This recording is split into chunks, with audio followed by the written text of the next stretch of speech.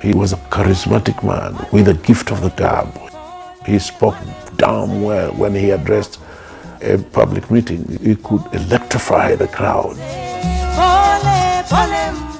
He would not sleep at State House because he said there were ghosts of white people and the frogs were cloaking. He thought they were saying he shouldn't be there. Kenyatta's legacy left the country on the right track.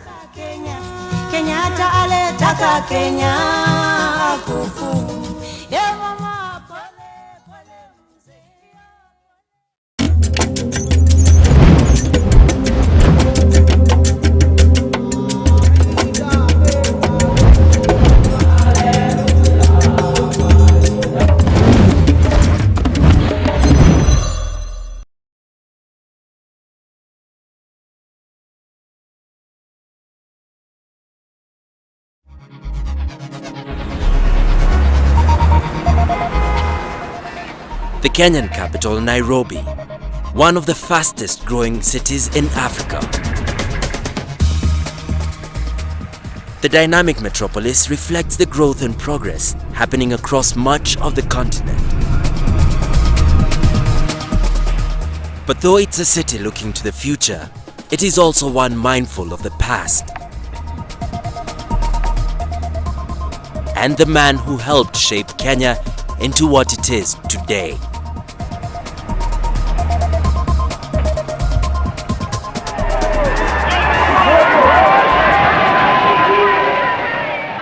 It only remains for me to present to you, Mr. Prime Minister, these constitutional instruments which establish Kenya's independence.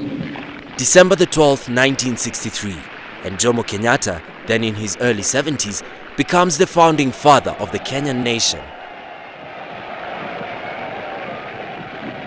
He's down in history as the man who won his country independence. But to millions of Kenyans, then and now, he's simply called Mzee.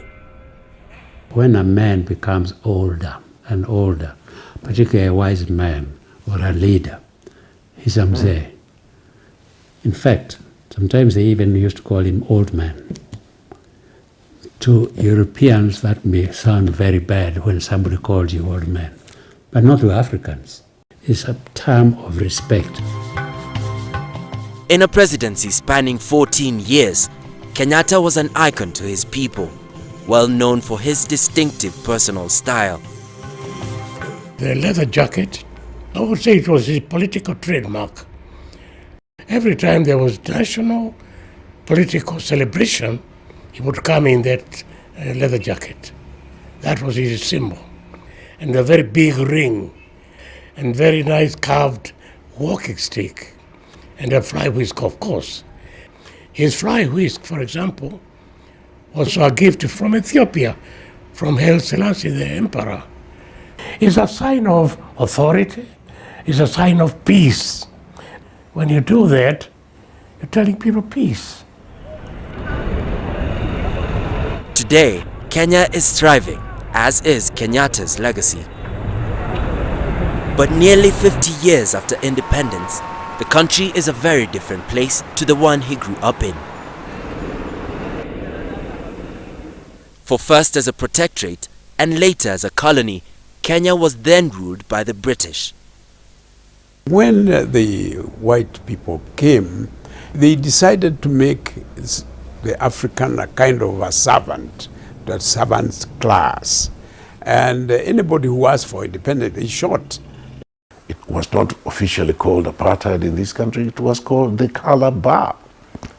And the color bar made white people citizens number one, Asians citizens number two, and the Africans were citizen number three. Men were given what they call kipande, identification card, which was put in a metal box, and then it was hung their heads so that it looks like a dog's tag. The young Jomo Kenyatta was among those unafraid to speak out against these injustices. Born in Gatondo in Kenya's Central Highlands, his family was part of the Kikuyu community, the largest of Kenya's 40 or so ethnic groups. From the start, he showed resolve and initiative. He paid for himself to go to school by working as a houseboy for a white settler.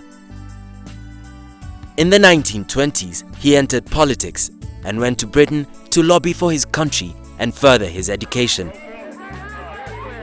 Back in Kenya, his popularity grew, and returning in 1946, he was a focus for the growing call for the British to get out. We must show the world that some of them have been wrong, that some of them have misunderstood us, and it's only by our action they will know that we mean business.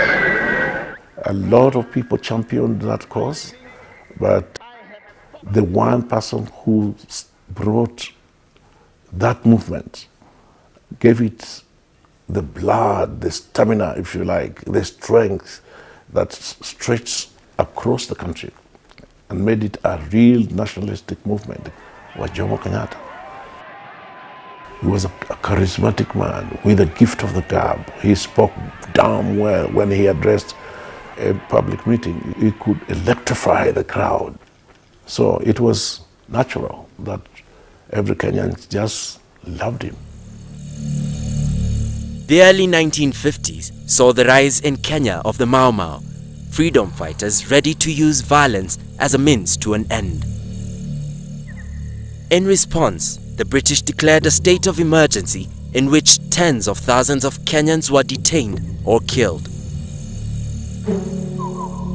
In October 1952, Kenyatta, now in his 60s, was arrested and accused of managing the Mau Mau, a charge he always denied. He was sentenced to 7 years hard labor. On his release from detention in 1961, his resolve and following were even stronger. Kenyatta was overwhelming as a speaker to his people. I remember once I saw him speak about independence mainly for Kenya. And of course this was bad news for the settler who insisted that Kenya will never be independent. When do you want independence for Kenya? Today. To the settler, he was a devil.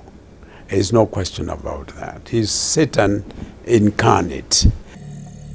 But post-World War II, the British Empire was shrinking fast, and by the early 1960s, Britain was making plans to pull out. Kenyatta's party won elections in Kenya in 1963. He became Prime Minister, and the path to independence was paved.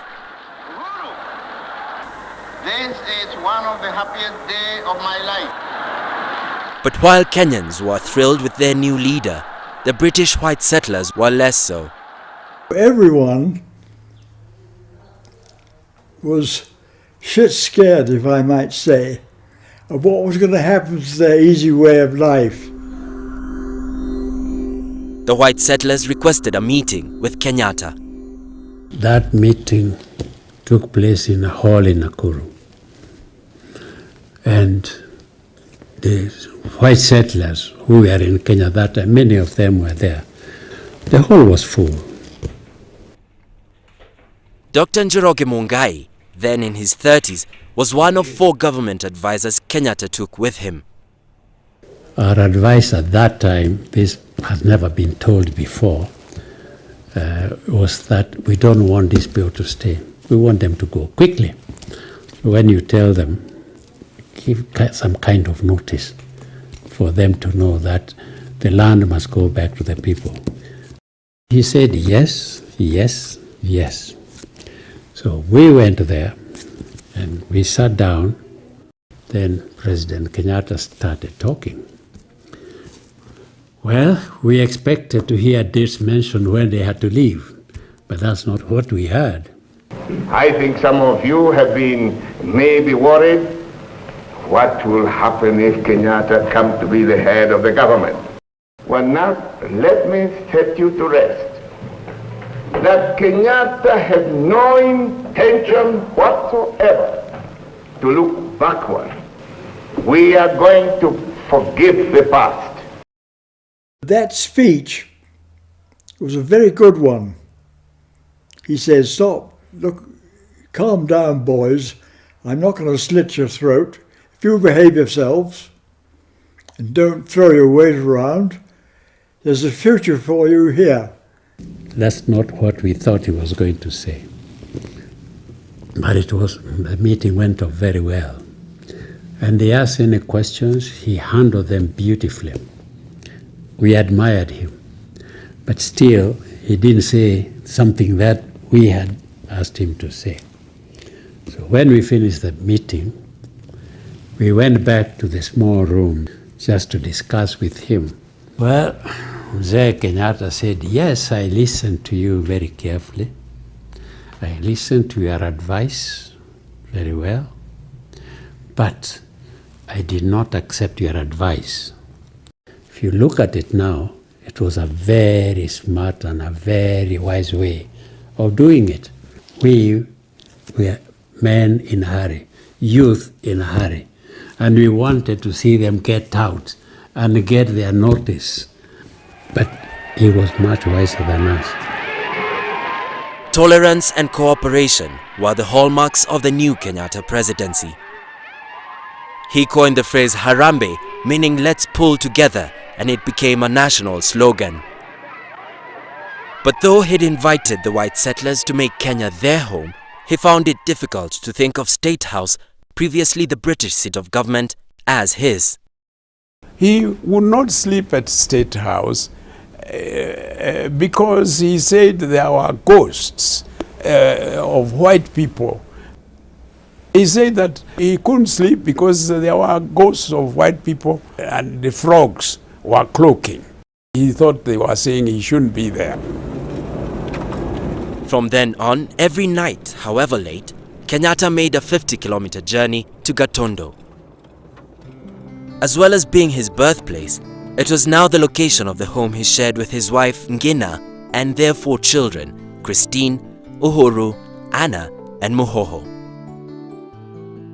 Ngina was Kenyatta's 4th wife. He had 4 more children from earlier marriages, including one to a British woman while living in the UK.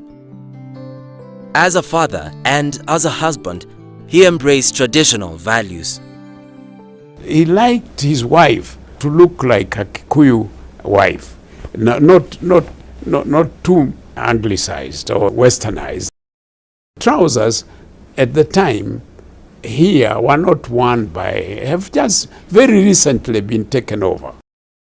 They were going to go for the inauguration of the Air Force, and Mama Ngina, looking to look best, wore trousers, and the Mzee did not like it. Oh yes, I think she changed, yeah. At heart, he was still a very sentimental Kikuyu person and loved in the evening nothing more than to have dozens of women chanting away in their tribal songs night after night after night. He loved that sort of thing. When it came to his country, however, Kenyatta was modern and progressive. Under his leadership, the infrastructure grew and the economy prospered. As soon as independence came and Kenyatta government was formed, I think it as if the whole world was waiting for it. A lot of investors moved in. The economy was very, very lively. I think his leadership really spearheaded the economic development. In building this new nation, Kenyatta had an overriding priority. Number 1 for Kenyatta was education. He regarded its education as a very important instrument in the governance of the country. Successful education system was very important to him. In 1966, the Jomo Kenyatta Foundation was set up. Its mandate to use proceeds from the sale of textbooks to pay for deprived children to go to school continues to this day. Nerias, come and demonstrate to us how to construct a perpendicular bisector of the line AB. You first construct a line. Thanks to the foundation, 15-year-old Nelius Wangari is now studying at a girls' boarding school in Nairobi. Her ambition is to become a chemical engineer. You make another suspended arc over here. Without the scholarship, she'd have little chance of achieving her dream. For her mother is a single parent and her home is one of the city's biggest slums. The Jomo Kenyatta Foundation has so far educated approximately 15,000 Kenyan needy and bright students in the Kenyan public secondary schools at an approximated cost of $6.25 million. The students are poor, orphans, destitutes from all over the country.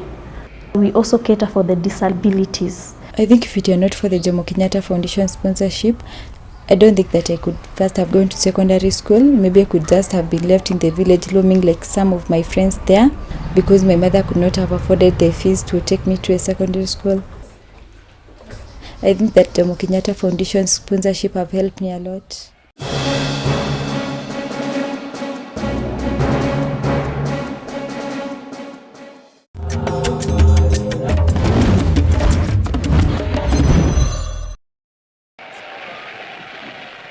As well as nurturing his new nation, Kenyatta was successful in forging links abroad. During the years following independence, he regularly played host to visiting dignitaries and heads of states. Prince Charles, Princess Anne came here and they wanted to see him at home. I was foreign minister then, so I took them to Gatondo, his home. And they sat there in an African setting, all of them being very comfortable, talking, laughing about their own country, about this country, and they also felt quite happy. He was able to adjust to anybody. He had a wonderful sense of humor. Outside the public arena, if you met him in private, he was full of jokes. He had very good sense of humor. He made people laugh, and his memory was just wonderful. On other occasions, however, Kenyatta could show a different side. He had a terrible temper sometimes. I remember once Jomo Kenyatta, he had called the Baluhia people to talk to them about fighting in their area. They had been burning of houses, and Jomo said, look, I'm not going to send the police to find out who it is. It's one of you. But one of the people said, tried to justify the situation and used some words that were very unpleasant to Jomo Kenyatta. So he threw that fly whisk to him. As the years progressed, it's claimed, Kenyatta became increasingly intolerant of dissent. He had the Kenyan constitution amended to extend his powers. In the euphoria of independence, politicians of different backgrounds and beliefs had joined together. But within a few years, factions were forming, and Oginga Odinga, once Kenyatta's ally and vice president, set up an opposition party. Rivalries came to a head when in 1969, both men turned up at the opening of Kisumu Hospital in western Kenya. The crowd, mainly Odinga supporters and members of his ethnic group, the Luo, began heckling Kenyatta. A scuffle broke out in which, on the main dais of these VIPs, somebody threw a chair in Kenyatta's direction. Well, Kenyatta obviously was very well prepared, and so were his people, for trouble. And trouble then began in a serious way. There was an awful lot of shoving and pushing. There was a lot of noise that was being made, and the voices were drowned. And of course, it was the duty of the police to protect and keep peace. The bodyguard of Kenyatta surrounded him and started firing outwards in a general kind of way. It was terrifying. The main crowd were about 100 meters away, and they started shouting anti-Kenyatta slogans. And Kenyatta somehow managed to get the microphone back and started to insult in a very salty way the Luo people in general. And on the VIP standstill, Odinga kept shouting back at Kenyatta. So it was a very, very explosive situation. At least 10 people died in the shooting. Just days later, Odinga's political party was banned, turning Kenya effectively into a one-party state, and Odinga himself was arrested and detained. Kenyatta, by now, was nearing the end of his second presidential term and approaching 80. Because the constitution had been changed so much, it gave Kenyatta the powers to detain without trial. And that showed clearly what kind of a despot he had become, an intolerant despot who could not tolerate any form of opposition. Land issues also proved controversial and remain so to this day. They were cited as factors in violence in Kenya following elections in December 2007. What happened in 2008 was not so much a question of election. It was a land question. Election was just a trigger. Every time there's such a thing, it triggers that anger. Any spark can cause a conflagration. To blame, some believe, were corruption and ethnic bias in the resettlement of land previously held by the British. I have to admit that the exercise was not as straightforward, it was not as successful, it was not as good as it should have been. Because if it had, I think we would have solved the problem which is still with us. Instead of really doing it in a straightforward manner, they were a bit crooked. Kenyatta's personal acquisition of large tracts of land is also a source of national debate. But other events cast perhaps a darker shadow.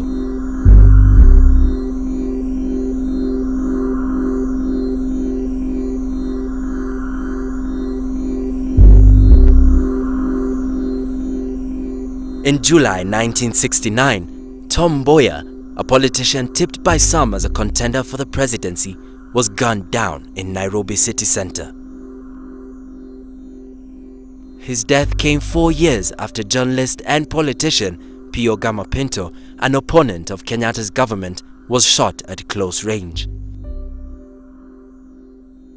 And in 1975, Josiah Mwangi Kariuki, another politician who challenged the regime, was also assassinated. I would like to exonerate Jomo Kenyatta himself from being instrumental in the assassination of Tom Mboya, Pio Gama Pinto, and J.M. Kariuki. I don't think Jomo Kenyatta was instrumental. Jomo Kenyatta was getting old. He was not even really running the show. By the time of his death, he was just a respected old man. His health towards the end, about the last 4 or 5 years, was not good, because sometimes he could not fulfill his official duties, although he made every attempt to come out of. Sometimes he just stayed at Gatondo or went to Mombasa, and we will not disclose the reason. Sometimes he could not walk properly, and sometimes he couldn't read properly, and sometimes he couldn't think properly. A few people around Kenyatta took advantage of his senility. And given that he was the president, and a very active president as such, everything must receive his stamping. They used to make him stamp things that were not really properly done. A few of his own people around him. And that, I think, was unfortunate. In August 1978, now in his late 80s, Kenyatta invited his entire family to a reunion at his house on the Kenyan coast. A week and a day later, he died in his sleep.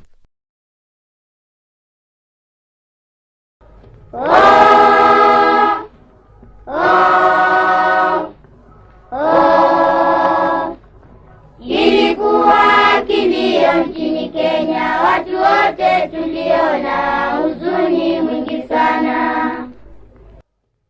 Despite Kenyatta's advanced years, the nation he'd founded was stunned. People cried, people were upset. You know, we embalmed him, and so he was lying in State House. And I mean, just like him, in his suit and flower, which Mama Ngina used to put every morning, a new flower. And people could not accept that Mzee has gone.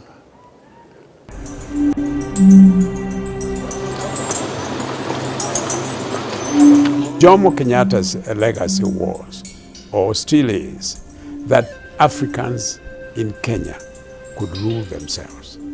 He broke the colonial legacy. He persuaded people that they could rule themselves, and those who are in doubt, he ruled them and showed he could rule them with justice, and they could develop into a new country. Today, we have a lot of doctors around. Today, we have a lot of engineers. Lawyers, you don't have to count them. There are so many. And all that in a relatively short time of less than 40 years. Kenyatta legacy left the country on the right track. He left a very good foundation. It keeps Kenya going even today. Otherwise, there are occasions that have come. If there was not a firm foundation like that, Kenya could have disintegrated. It has not, and it is not going to, because of that good, firm, strong foundation that the father of this nation created. When he allowed tribalism to get out of control, and when he allowed corruption to get out of control, the old man was getting older and probably not in full control of his mind. Because the Jomo Kenyatta, who was free, independent, thinking Jomo Kenyatta, was willing to sacrifice himself for the sake of this country. And I think we should remember him as a great man.